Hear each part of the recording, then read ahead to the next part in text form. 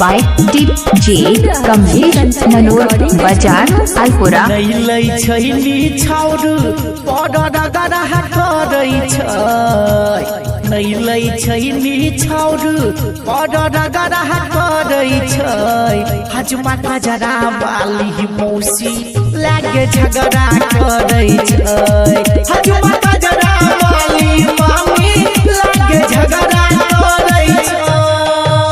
नैलै छैली छाउरू पडर गरह करै छै। हजमा कजरा बाली मौसी लागे झगड़ा करै छै। हजमा कजरा बाली मामी लागे झगड़ा करै छै।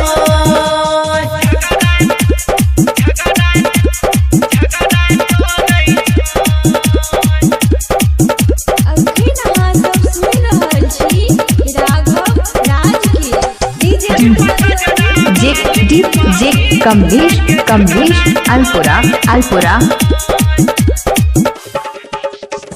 भैर सूप चाउर दिलियै और पेंट शर्ट गे।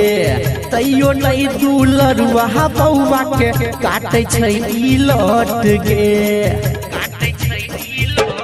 हे गे भैर सूप चाउर दिलियै और पेंट शर्ट गे। तैयो नहीं के दुलरुआ बौआ के काटे छै ई लट गे। मुँह फुलौने छै बैसल और नखरा करै छै। मुँह फुलौने छै बैसल और नखरा करै छै।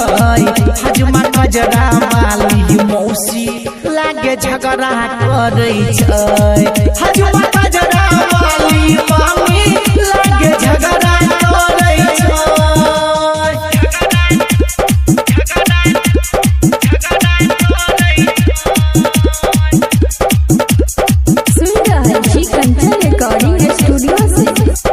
इलाका किसी के भी हो धमाका DJ कमलेश अलपुरा को होगा।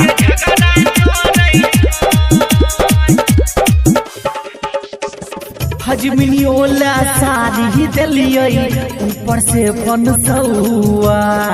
हम बुझलियै मान जेतै दिलियै सेंट गमकौआ। हे गे हजमिनियोला साड़ी दिलियै ऊपर से 500। हम बुझलियै मान जेतै दिलियै सेंट गमकौआ। राघव कमल सतते गे बखरा करै छै।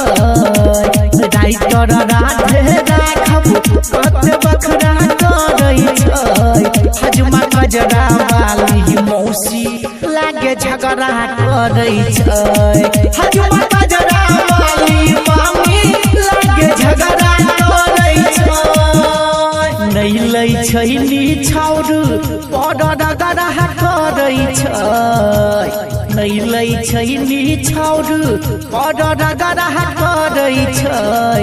हजमा कजरा बाली मौसी लागे झगड़ा करै छै। DJ कमलेश अलपुरा के फोन नंबर है 77 08 98 14 62।